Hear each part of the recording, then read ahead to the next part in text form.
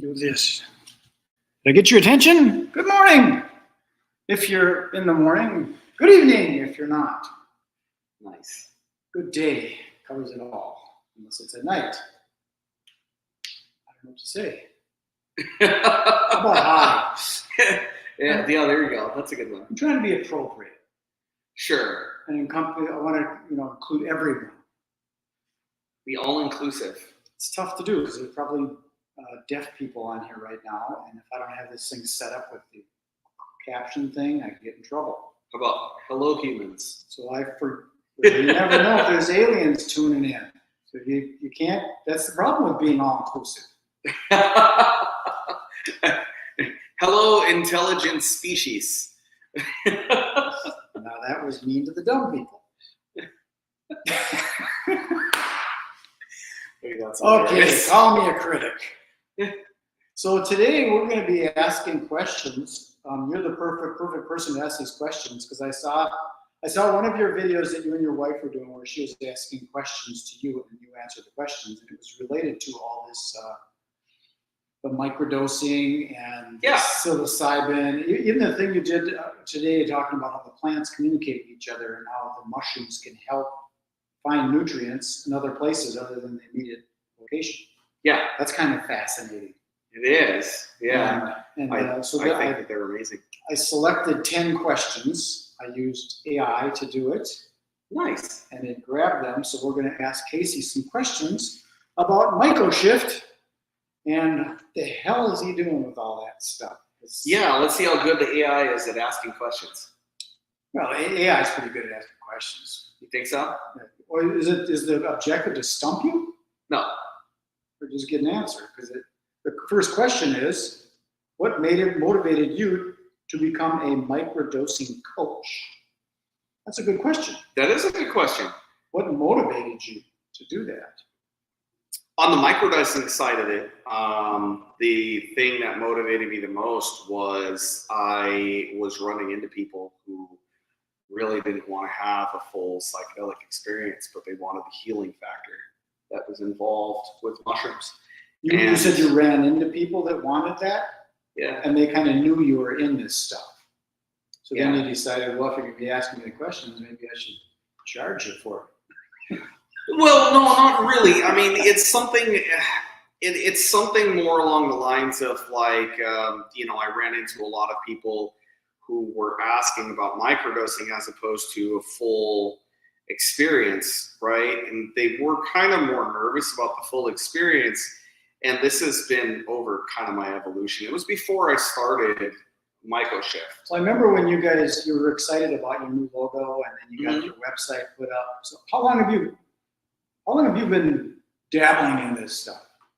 30 years.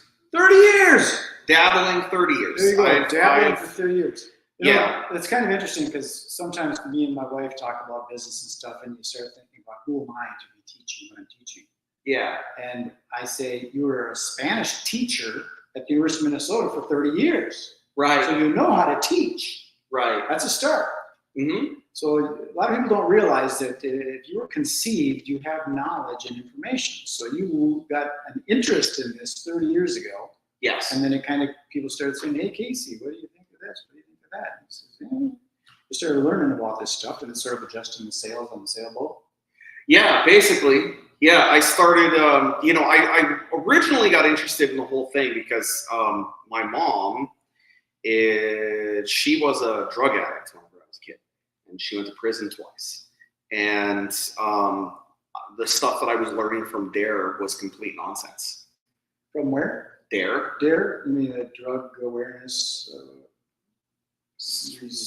I don't even remember what it stands for anymore. Yeah. But yeah, so DARE, the government program DARE, yeah, it was complete BS, and most of the stuff that they taught was complete lies. And no, wait a minute. So we don't piss anybody off. Was it a lie, or did they just not know what they were talking about? There's probably a mix of both. Good answer. I agree. I think that there's probably a good mix of both. The person that I was talking to in the DARE program, he was a probation officer. So he watched people on probation, and then on the side, he handled high-risk kids with like DARE and did the whole scared straight thing. Right. So if all of a sudden they were scared straight, he doesn't have a job anymore. He would have been happy to put himself out of a job. That guy was actually a pretty good guy, but I think I think sometimes there's good intention with stuff. Like the whole thing, this is sort of a side thing, but the whole war on drugs. Yeah. If you're trying to get rid of drugs, you don't start a war. Well, if you're trying to get rid of drugs, you also don't at the same time get into the bed with pharmaceutical companies. Right. Which happened at exactly the same time. Yeah, that's another conversation. We'll get back on track. It is another conversation, definitely, for sure. Drug awareness, rehabilitation, and education. I think that's what it is. That sounds right. But yeah, so basically this DARE program that I was in at the time, I don't remember a whole lot about it, but the information that they were feeding was just downright wrong. Like one of the things that they were feeding people was that cannabis was a psychotic and was incredibly dangerous and would cause hallucinations that would make you do crazy things. I remember that as a gateway drug to heroin. Right, of course. It was a gateway to drug to heroin. It caused hallucinations. It would make you jump out of windows. And God forbid, if you're back in the 1940s, they said, God forbid it'd make your white babies sleep with black men. I'm not kidding you. That was one of the things. It was an incredibly weird, bizarre time frame, but it totally was. So you saw a lot of craziness going on. You decided you wanted to help people with a different way of healing. Well, first I started learning about it. Yeah, that was because I was 14 at the time.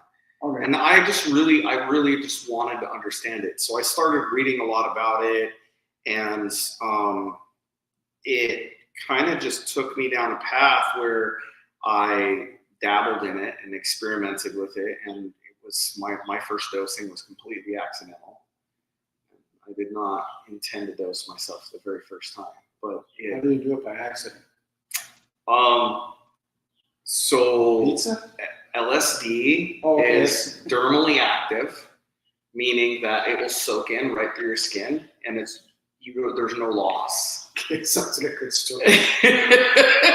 Yeah. So, just long story short, I was transporting a large quantity, and at one point I thought that I was going to get pulled over by the local drug people. Like it, I don't want to say drug enforcement. It wasn't really it.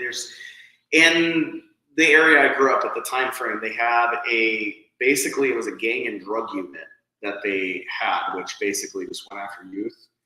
And yeah, so I took it and I hid it in my sock, and it went through my leg. Okay.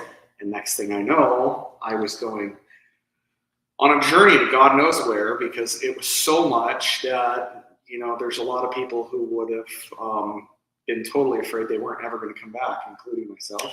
Okay, so that was your first taste of little how to put people on the right path, that you might not want to store that stuff in the place. I thought maybe you were going to a movie and you had to hit a blotter acid in your wallet and you were sweating or something. Yeah, no, but that could happen. I mean, if it's in the pocket, though, it's probably going to get soaked up by, the actual pocket itself. But yeah, famous musician, I'm trying to think of his name. Purple Haze. Yes. Jimi Hendrix, exactly. That's exactly what I know. Psychic. He actually, the whole reason why he wore headbands often whenever he went on stage was because he would put LSD inside of it and then he put it against his forehead. And he would do that at the beginning of all of his shows. I didn't know that. By the time he got full in, he was... Well, Casey's got some interesting nostalgic information as well. Yeah, I learned everything I could about it, and frankly, most of the stuff that you had to learn about it during that time frame was by non-official means. Okay, so then what was it inspired you then to become a coach? What was that turning point? Well, for years, I kind of like, I dabbled in it. I dabbled in the knowledge of it. And then I started running into people who had serious health problems that was not treated by most medication. So they were having, in this particular case, it was anxiety and depression. And my ex-wife was one of those people. And I finally was like, you know what? I am just going to try this. This is something that historically has, this has helped people in the past. And it's just something that is illegal because of political reasons. I'm going to try it. And so I did, and it worked wonders. So I had a lot of experience before that helping people with other things, but the list of what I could help just kept growing. The more I researched, the more it grew. So once I knew the knowledge, it just, from there, it just became really kind of a normal thing to help people with information. It sounds good that it sounds like you got on your path because you're trying to help the people around you. Yeah. Rather than going, hey, this is kind of trendy. I think I'll be blah, blah, blah. Because that's what's happened with the health coach thing. All of a sudden, everybody's a coach. Everybody's a coach. Just because they go, oh, I'm a health coach. Or a life coach. Yeah, they don't have any certification. They're just good at talking to people. Right. And there's no certification in this. I mean, that's something that people should be aware of. Like, there's I really didn't mean to say certification. I meant training. Yeah. Or education. Right. You just jump on. And actually, I don't like that letters behind your name because you completed the course and you're really good at checking out boxes and questions. Yeah. You really know how to communicate this information to someone else. Right. Absolutely. No, I agree with you. Let's jump to number 2. Sure. That was number 1. How long did that take? It took 15 minutes for number 1. We got to keep going. Okay, I won't take 15 minutes on the rest of them. It's just that first one is a bit of a doozy for a story because, it happened over the course of a long time. Okay. Here's number 2. Can you explain the benefits of microdosing and what substances are commonly used? That's a really good question. And you always say that. Especially the what. That is really a good question. A lot of people ask me about the microdosing and what are the benefits of microdosing. It's rare anybody asks me what can be used as microdosing. They just assume I'm always talking about psilocybin. Right. So microdosing basically is taking a small dose that is subperceptual. So if you take a dose that's subperceptual, then you're not experiencing any type of altered state of your mind. You could say that my ayahuasca trip was probably a microdose because I just did 2. No. I can't say that? No, because it was perceptual. You took the dose and you had a perception shift. Not till the second session, first one. But I guess so. But you were taking a dose that was large enough to cause a perception shift. Okay, got it. You see what I'm saying? Yeah. So the dosage with microdose that theoretically I might give somebody, or instruct them to go get it from somebody else in some place like Costa Rica or Jamaica. Sure. Well, hypothetically, yeah. I might hypothetically instruct them to do that. I more likely would know what they want to do, and then I'm going to suggest the legal aspects of this. These are kind of funny. So I can suggest how to do it safely. That is my scope legally that I'm allowed to do. Yeah. So, good. but basically, what I would say about microdosing and how it is helpful is that it's that subperceptual dose. So you're not going to have it so you can go on your day-to-day routines. You do not have to be interrupted by, having some kind of mind-altering moment, right? So if you're a nurse, you can do it. If you're a truck driver, you can do it. If you're a school teacher, you can do it. All of these jobs that are higher risk because of a potential mind-altering type substance, whether that be cannabis or alcohol or anything, they would benefit from this because it's such a small dose. Oh, kind of like a guy that's running heavy machinery. If he did some gummies, it wouldn't be as much as if he smoked a joint. It's going to be even less than that. I mean, this is literally no alternative change. So we're talking about a dose that's so low that you're not going to feel it because it's below the perceptible level of a human being. So, like, you know, if you're taking yeah, exactly. If we're talking about less than 1/10 of a gram for a lot of people. So, you know, typically, if we're talking about, you know, actually, I should say it like this. LSD, typically 50 micrograms is going to be an effective dose. That's pretty much across the board. LSD does not care about your weight, whereas psilocybin does. LSD does not care about your weight. 50 micrograms is going to be effective. So if 50 micrograms is effective, I'm going to give somebody 30. See what I'm saying? So it's going to be below that level of where they you know where that threshold is and you play below it. Exactly. So that's it. That's exactly how you would do it. So the other benefit of it is that even though that you're taking a microdose, the binding that it's doing to the ACE2A receptors, right? That actually causes the neurogenesis. So you're still going to experience neurogenesis. You're still going to experience a lot of the health benefits. Even if those health benefits aren't as immediate as doing a larger dose, the health benefits for a microdose, you're doing it for 4 to 6 weeks. So over those 4 to 6 weeks, you're experiencing constant amounts of that benefit that's happening. Right. So it's a marathon, not a sprint. Right. So all these new connections and all of the neurogenesis that's happening, whether it's in your brain or in the, neurology of the rest of your body, you're going to experience a lot of healing. So it can cause some emotions. It can cause a lot of things that come to the surface. Sure. So there's lots of things. A little slight interruption. I went and saw the movie Inside Out 2. Yeah. Heard it? Seen it? I have. My kids want to see it so bad. You should go see it. It reminded me of my ayahuasca situation where I got rid of all those blocks. There's a mountain with these little red Victoria balls and stuff.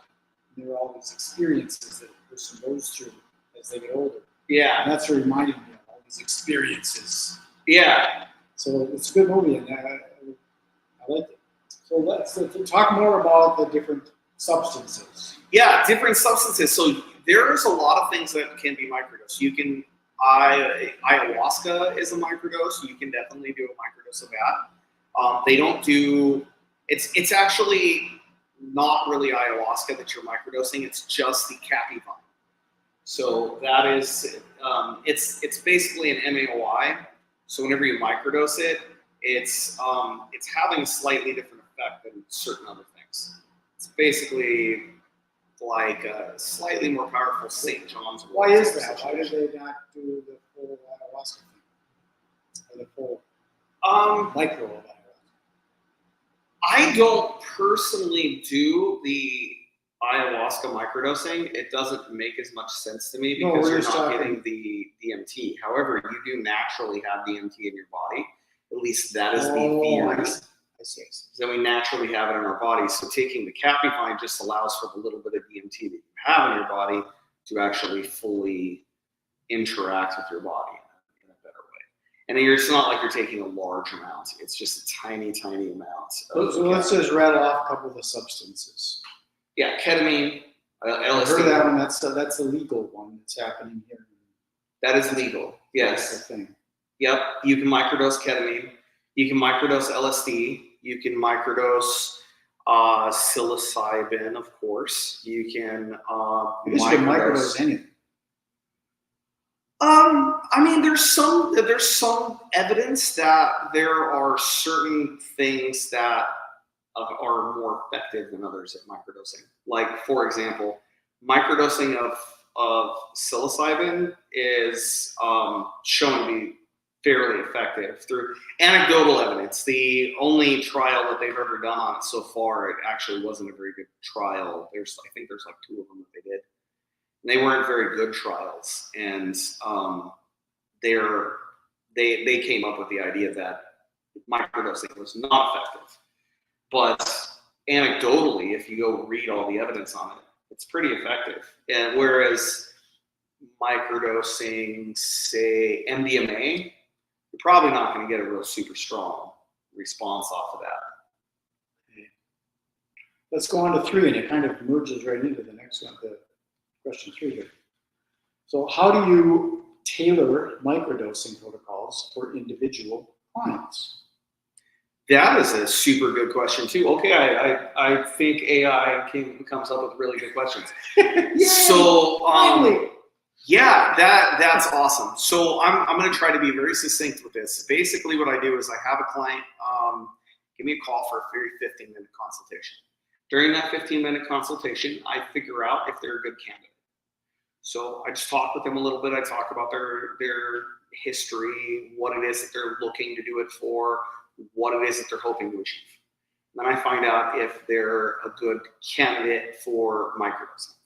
Then at that point, I make my recommendation as far as whether, what kind of protocol I would recommend, how to achieve their goal. Because that's really the most important thing, right? It's how to achieve your goal. Is it like setting an intention?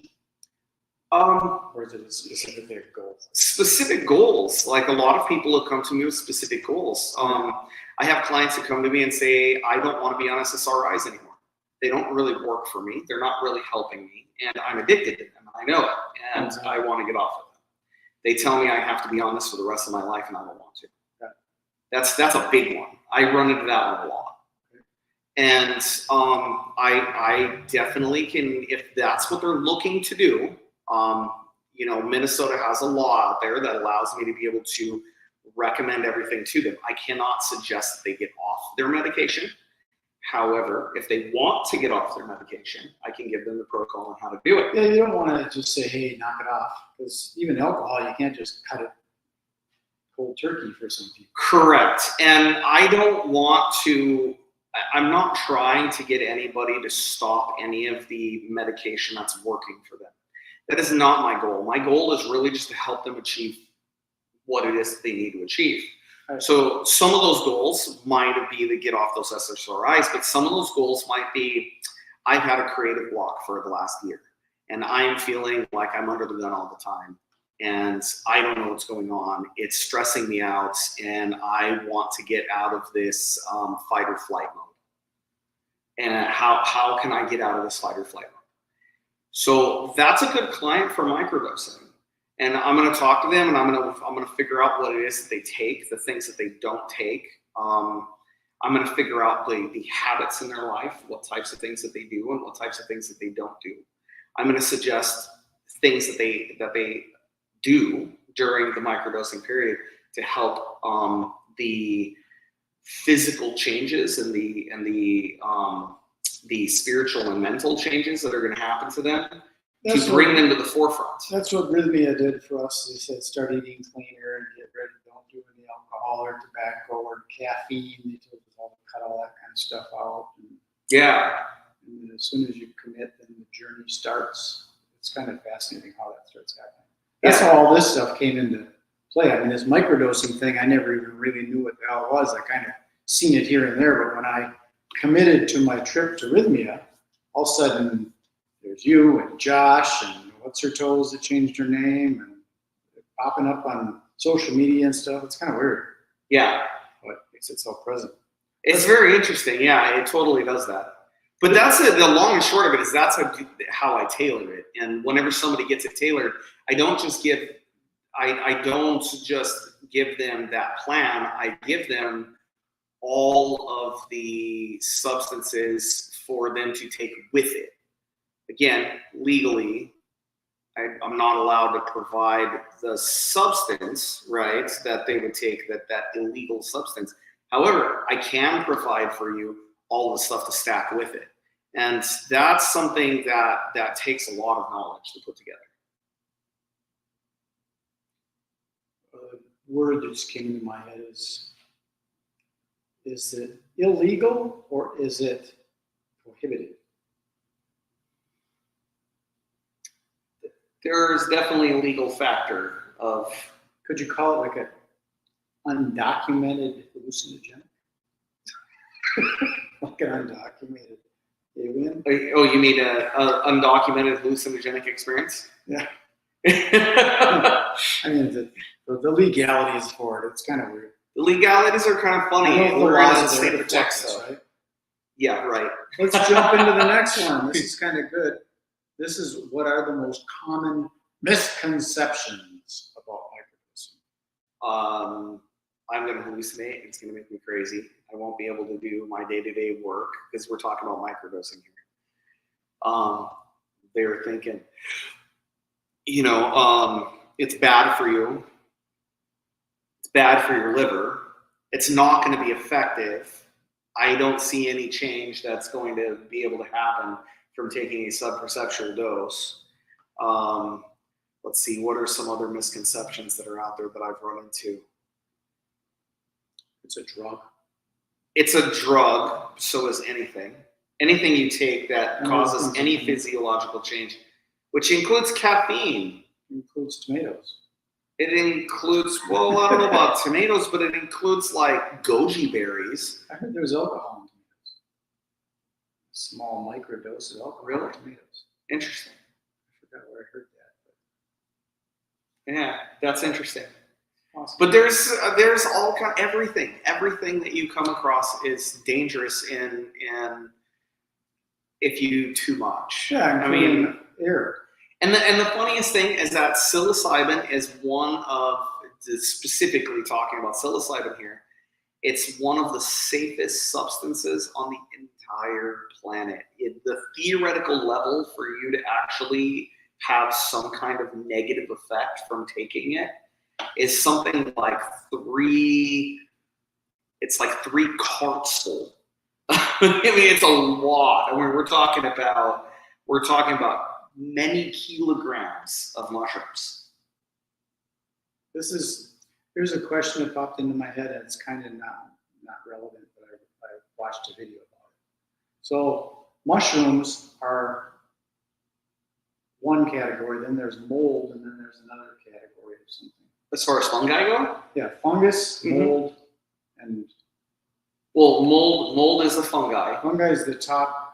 Fungi is the overall thing, much like animal is the overall categorization. So then there's mold, yeah, mushroom, and something else. Because there's plant life, right? And fungi is its own branch. Right. And the other two branches, right, that cover all life on Earth actually evolved from fungi at one point, then they broke completely off, and then they continued to evolve. And then what happened is that fungi actually entered back in at some point. So fungi are actually crossed into all the other trees. But fungi very specifically are their own tree, and fungi has mold.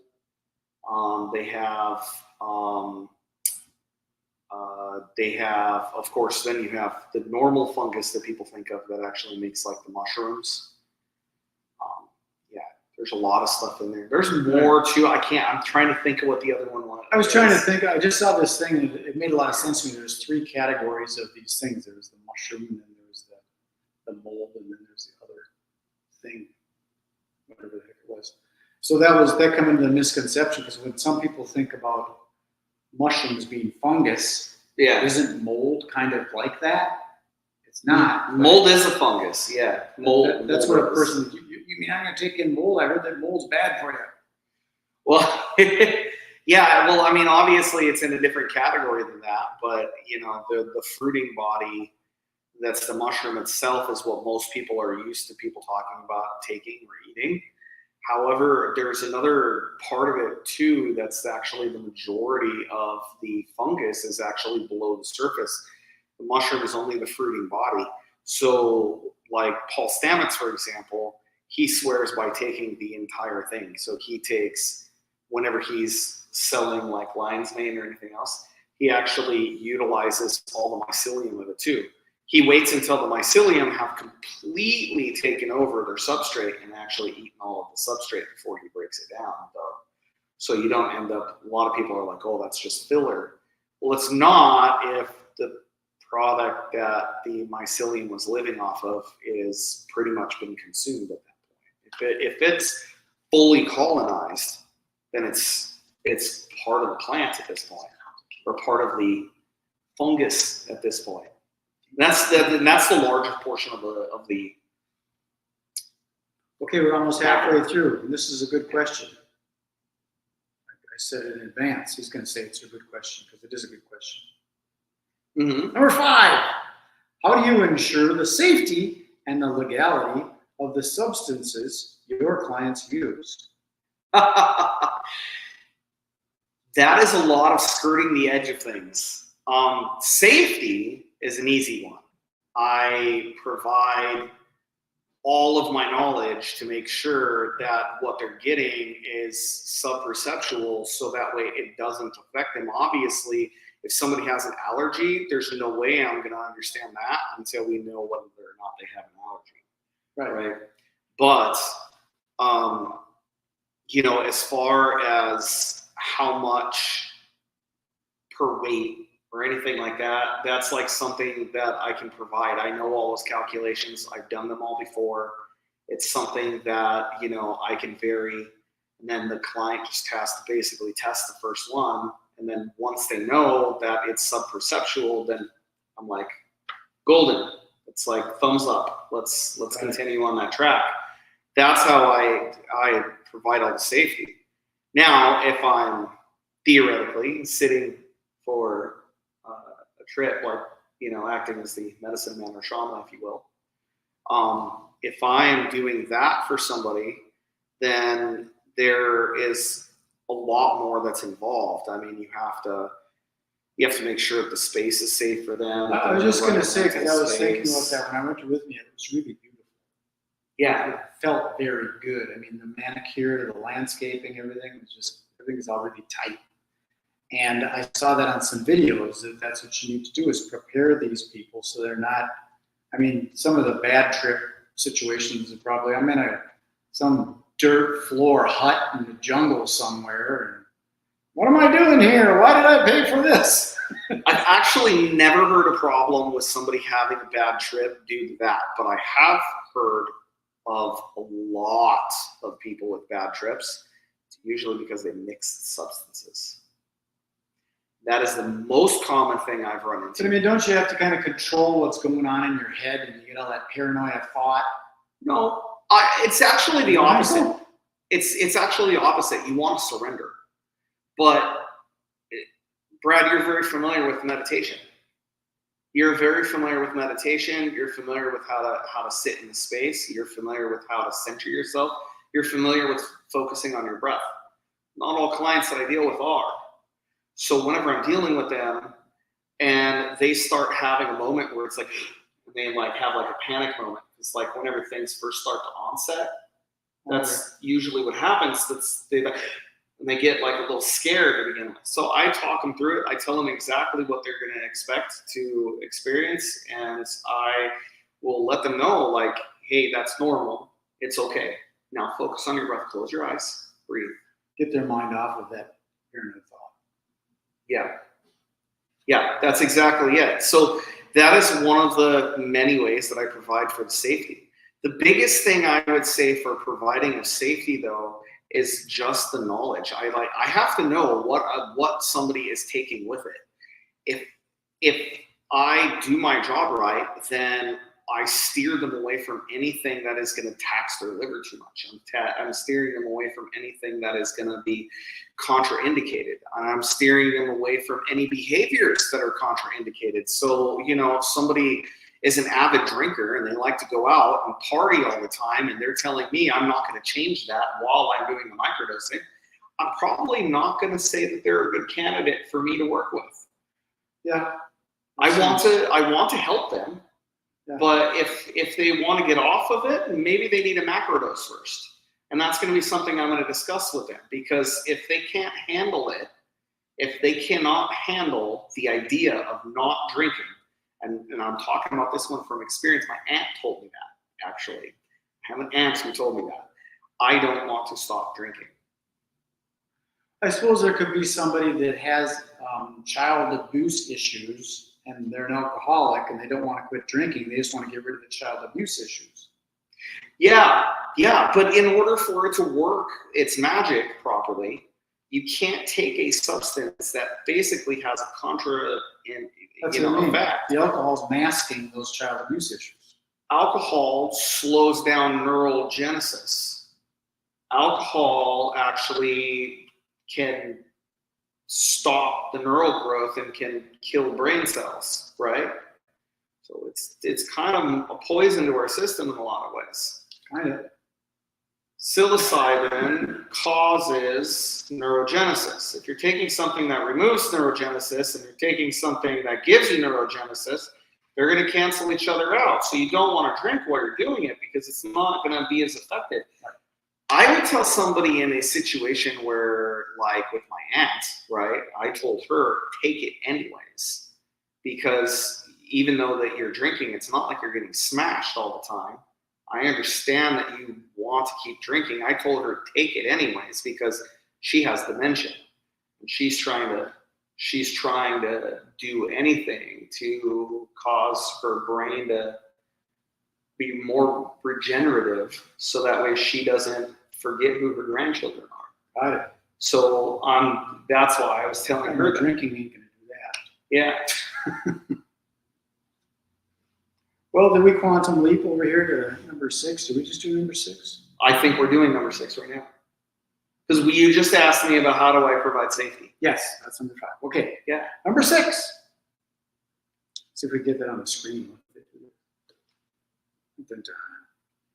Number 6, can you share some success stories or notable outcomes from clients you've coached? Yes, I'm actually working on right now having some of my old clients write a little story, just a little on one of those little small journal pages, just a little tiny detailed story that hits so more than a testimonial, sort of a, I forget what they're called. Basically a testimonial, but hey, this is maybe something I want to share, something I want other people to know about. Sounds good. Something like that, just to give them some sense of relaxation with the whole thing. You know what I mean? So is there anything you can share with us? Because there's that privilege thing where you're not supposed to talk about people, so don't mention their names. So I don't mention names. That's exactly what I do. In the case of my aunt, I can say that because that's my aunt, and she's not really my client. It's just I was suggesting that she do this in order to be able to maintain her mental health. But everybody else, I respect their all of their needs, and I have had quite a bit of success. So there was, of course, with my ex-wife, I think it saved her life. I really do. She was intermittently suicidal on a very regular basis. She was suffering from clinical depression. She was suffering from clinical anxiety. She was afraid of picking up a phone and making a phone call to make a doctor's appointment for her, for God's sakes. And she could not manage to live her life. It was all falling apart around her, including her marriage. And I was like, you need to do something radical. So I theoretically was growing cannabis for my dad, who was terminal, and for her depression at the time, trying to make that work. And what I noticed is while I did work on one level, it increased her, it increased some of her paranoia on the other side of it. And it's not because I have the wrong strain. It's because cannabis, when used as a medication to heal you on a regular basis, can actually increase your chance of having delusions. Yeah, that's the best way of putting it. I've always heard Can make you that with pot that you can get paranoid. It's not just paranoid. It's actually, there are people who it increases their chance of having a psychotic moment. And it's, you have more risk of having a psychotic break from cannabis than you do from psilocybin. It's out there. It's not that it's a high risk, but there is a risk for it. And they actually just did a big study on it. So if anybody wants to look that up, it's out there. You just Google, you know, delusions and cannabis, and there's actually a syndrome now that they're starting to call it. And if somebody has a chance of having any delusions or psychotic breaks or anything like that, it's actually now contraindicated. And they suggest against it. And my experience has been that people who are suffering from schizoaffective disorders or bipolar or things like this, that cannabis is actually more dangerous for them than other forms of medication. That's interesting. That's kind of be kind of nice maybe if that shifted a little bit, because I was at Tasting Minnesota and it smelled like a fucking party. Oh yeah, yeah. It was crazy. It's people need to understand the dangers of these things. I mean, it's not whoopie-doo, yay, it's legal now, let's just do it like crazy. It's like, you know, everybody understands the dangers of alcohol, right? I mean, we talk about them regularly now. It's not 100 years ago we didn't, but now we talk about it regularly. And one of the things that we talk about is, hey, if you drink too much and often enough, you can become addicted, physically addicted. It is literally the only substance that you can take on the entire planet that you can die from the withdrawals from. yeah, and it's not even the physical stuff. It's just rude. The smell of that stuff isn't that great. I don't like cigars either, but the whole taste of Minnesota smelled like it should be the smell of Minnesota. The smell. Well, yeah. If you have all the smells going on, it's going to be really hard to taste anything, right? Yeah, a little sidebar on that. I don't know if they got like one hitters or something. If there's some special little way of hiding it or something, but there was a lot of it there. You could vape it too and all kinds of stuff. Well, what was the last question again, though? I want to make sure that I finish up with it because... This is the last one. This was the one with success stories. Yeah, so success stories. Yeah, so basically, that client, yeah, so my ex-wife, when I had to learn some new things whenever I was dealing with that, that's whenever I learned about how SSRIs interact with the way that psilocybin interacts with your brain. You want to share what SSRI is? Serotonin selective reuptake inhibitor. There you go. Yeah. So basically, if you're taking an SSRI, it actually blocks other things from binding to the HT2A receptors, 5 HT2A receptors in the brain, and potentially the 5 HT2B receptors in the brain as well. And it can prevent a psychoactive effect by it, but it doesn't prevent microdosing from working, because with microdosing, you're not trying to get a psychedelic effect. So what I did was I utilized that to wean my ex-wife off of medication, and then once she was off that medication, I was able to give her a macrodose, and literally it was like talking to a brand new person after that. And it continued to be after that point. It was like she was a whole new person. And obviously, could that have been something that was going on, and then somehow this thing rewired some thinking, and nobody really even knows what the problem was, but it doesn't matter because it's fixed now? There is a time where we should know what the problems are that are bothering us, but then there's also times where it doesn't really matter what the Well, I've problems had are. situations like that with my car, with my computer. All of a sudden, I don't know why it's not working, and all of a sudden it's working fine. I guess I don't care because now it works fine. Right, and then that was this case, this particular thing. It was obviously something neurological, and I say that because I was witness to her day in and day out routines and how she was trying to keep this at bay on a very regular basis, and how much I had to do to help keep it at bay on a very regular basis. And the only thing that could have changed it, that could have been a major factor, would have been the fact that when you take a large dose of psilocybin, it's like hitting reset in your brain. And that's really what did it. And so when she had that big reset and she came out of it, she did not suffer from major depression after that. Even while we were going through our divorce, was she sad? Yes. Was it, affecting both of us very negatively? Yes. Was she threatening to kill herself? No. For the first time, after year 2 of us being together, the very first time, she wasn't threatening to kill herself over any little tiny thing that was going on. Like, it was a big deal. She was a new person in that way. Well, that's a good. And that was a great success story. That's a notable outcome success story right there. I'll give 2 other ones that are really short. Okay. So I had a lady who she had some issues that she wanted to do a macrodose for. And so she looked for me to do that. And she was telling me, look, I really want to do this. I need to do this. I really need to get off this medication. It's not helping me because it's just making things worse. She was suicidal. She was having a lot of serious issues.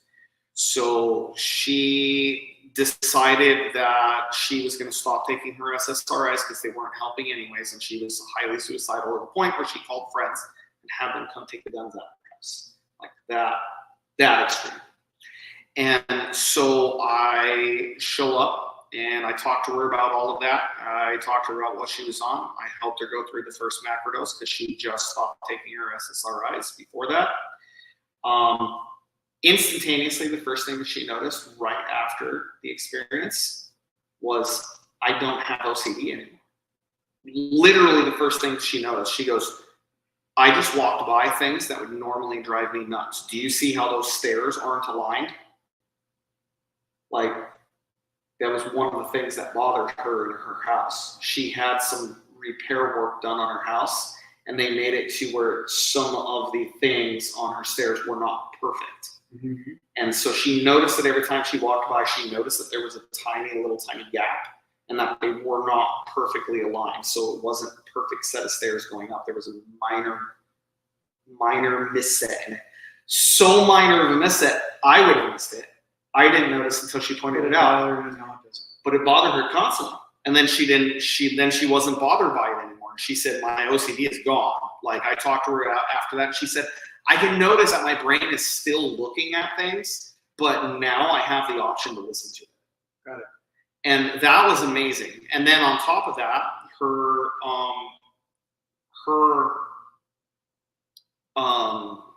professional that she went to go see, psychologist, or I would have had to been a psychiatrist because it was the one prescribing the medication, right? So her psychiatrist, as she's talking to her psychiatrist and everything, her psychiatrist told her, I've actually never seen you do this well, because I then backed that up with a microdose regimen. She goes, I have never seen you do so well. And she said, you can stay off your SSRIs. And kept her off of it. For a professional who doesn't know anything about psilocybin or microdosing or anything else to then recommend that, that's pretty powerful. Mm-hmm. I had another circumstance with a lady who she went through a divorce later in life, and she was having a lot of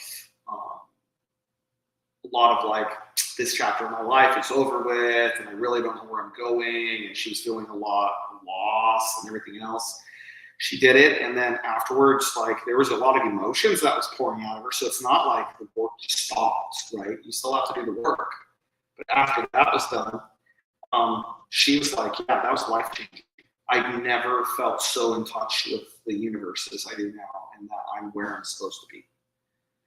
That was pretty powerful. 2 were drastic things, and 1 was subtle, but could still be drastic. Because I noticed that after my ayahuasca ceremony, I'm not as anxious to get things done now. I'm much more chill about stuff.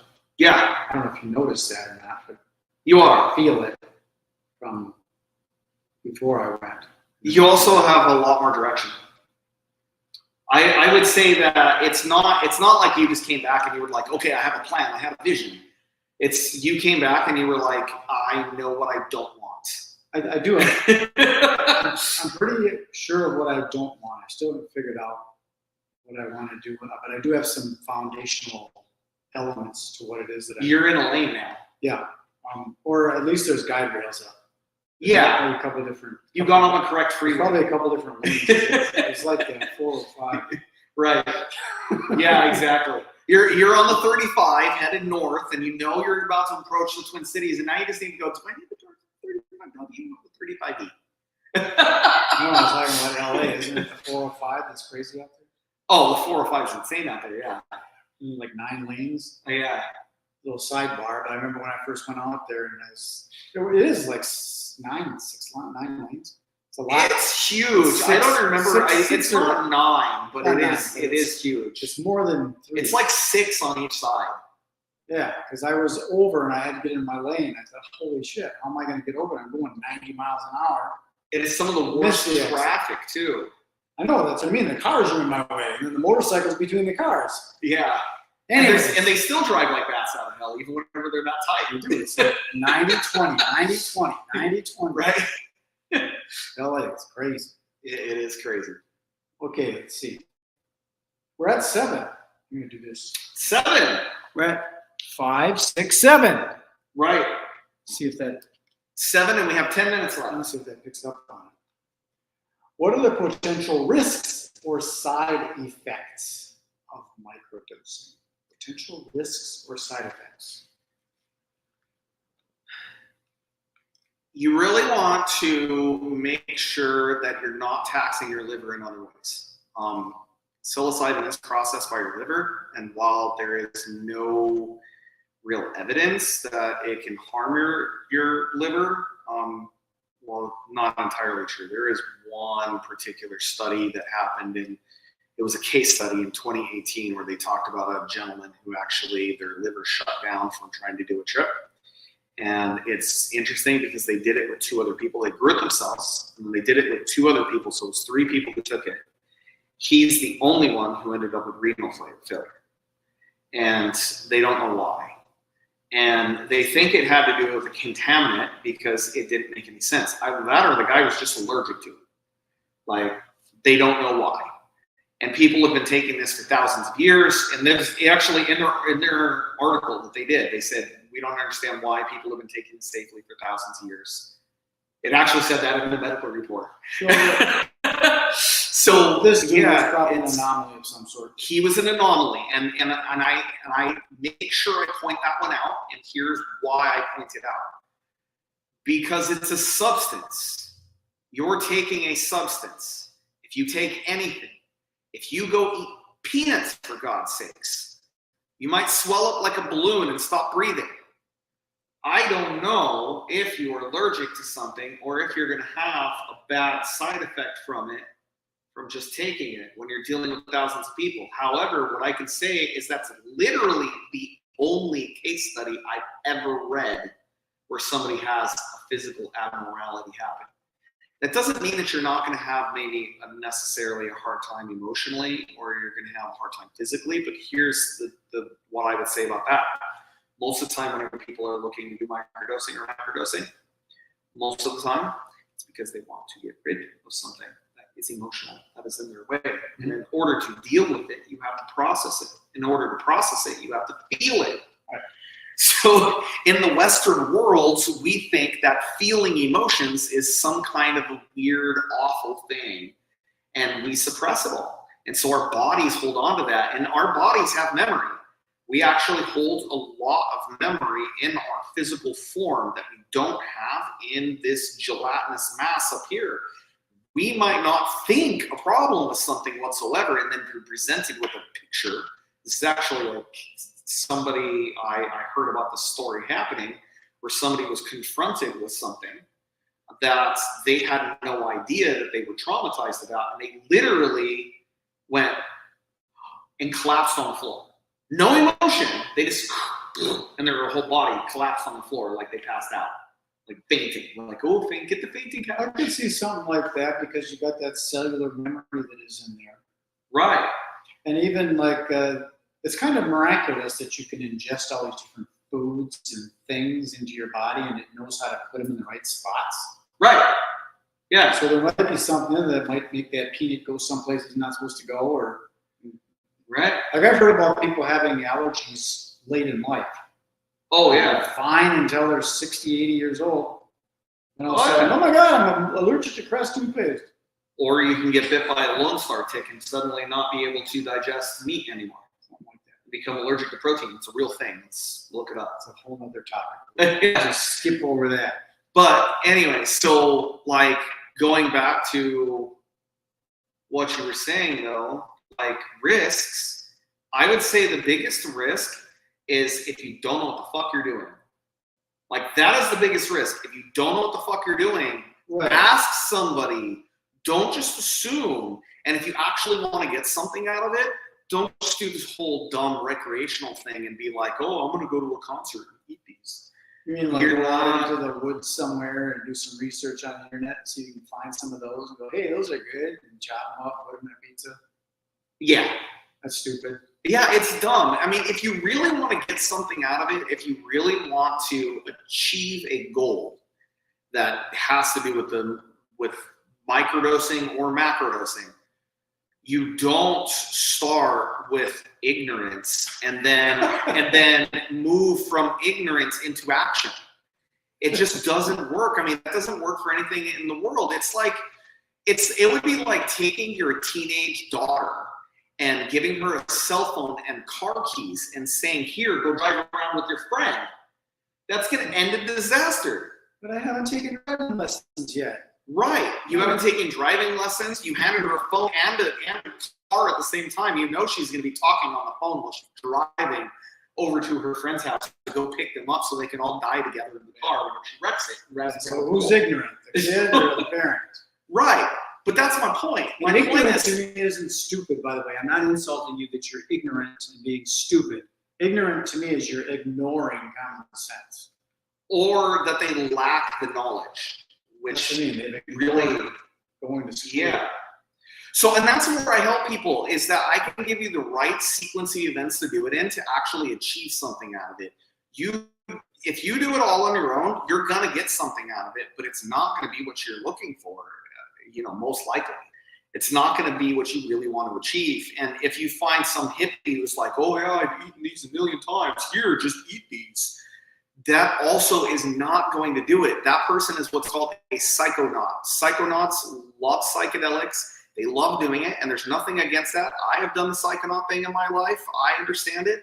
But that doesn't mean that they understand the nuances of when and how the medicine actually interacts with the person to have a high achievement rate out of it. That is where shamans come into play. And you really want to make sure that you are talking to somebody who has real knowledge out there. And that brings me to the second highest, most danger out there, is trusting somebody who BS's you. Because there's a lot of people out there who are like, yeah, I'm a shaman. I did it 6 times and I've been doing it for a year now. And really, I have a drum. Yeah, I have a drum.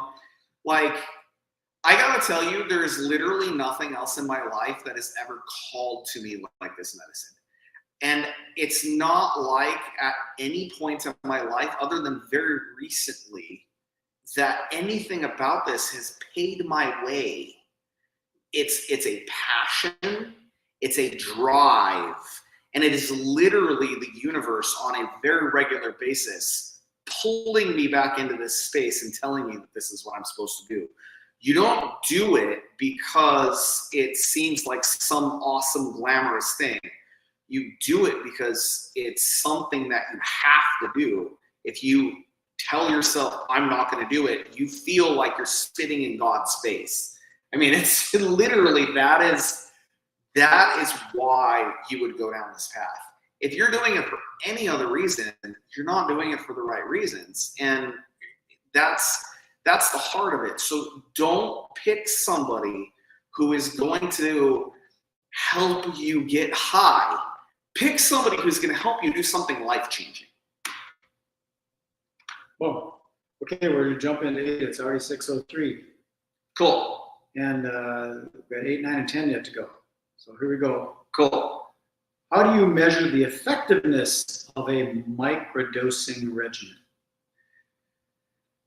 How do I measure the microdose? It says, how do you measure the effectiveness? Oh, the effectiveness. So I meet with somebody during the microdosing regimen the whole time.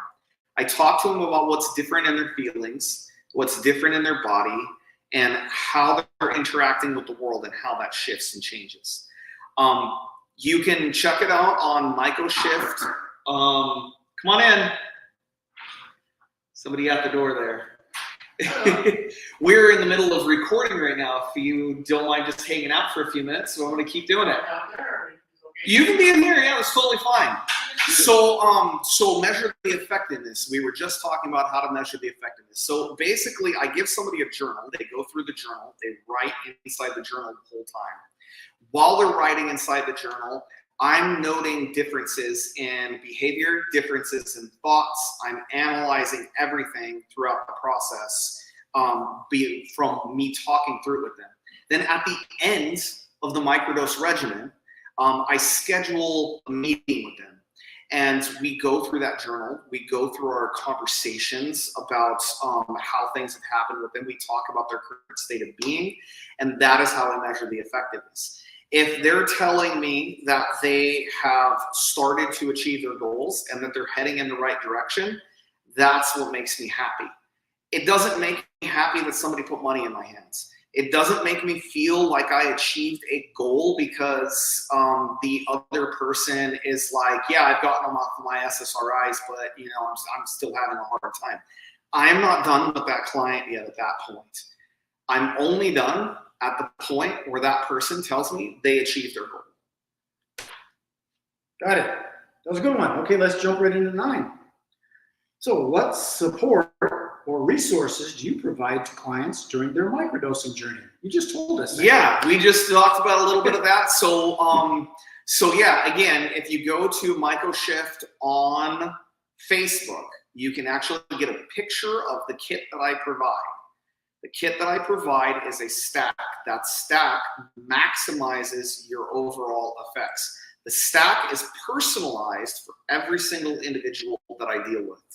I do not use the same stack for everybody. I have certain go-tos, but I personalize it for every single individual depending on what it is that they need. If you're somebody who has more anxiety than depression, I'm going to worry about things that make you feel amped up. I'm not going to give you anything with caffeine in it. I'm not going to give you anything that has too much of a stimulant in it whatsoever. I'm probably going to stay away from things like maca root because that's going to make you more highly energetic. And the high energy is obviously something that somebody who has panic attacks is going to have to worry about more often. So that is how I support you in the beginning of it. Now, throughout, I call you and I talk to you and I talk to you throughout the whole entire process. And like I said, I give you a journal, I give you exercises, I give you thought exercises, not just physical exercises, in order to maximize how it works. And then at the end of it, I go through everything with you one more time. And that's how I'm helping everybody do full integration throughout their whole process. Ta-da! Okay, number 10. Here we go. How do you stay informed about the latest research and developments in the field of microdosing? You Google it. So microdosing specifically is a little bit harder. Microdosing is, they're not doing a whole lot of experiments or tests on it or anything like that.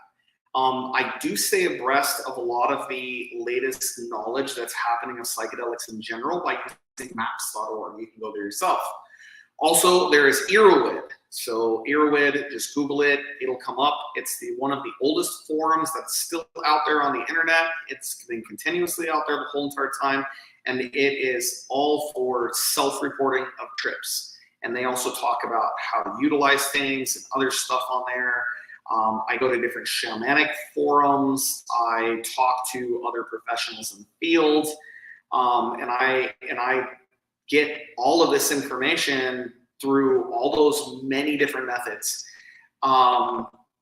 Yeah, articles that are coming out now are coming out very rapidly, and the articles that they're coming up with are pretty insightful. So if you really want to read stuff like that and you want to stay abreast of that yourself, you can read it, or you can just trust somebody like myself who stays abreast of the information. Ta-da! And that was 10 questions. Good job, Casey Peak of Microshift. So that's it. We're going to sign this one off. All right. Be good. Be kind. Be nice. Did I say be nice?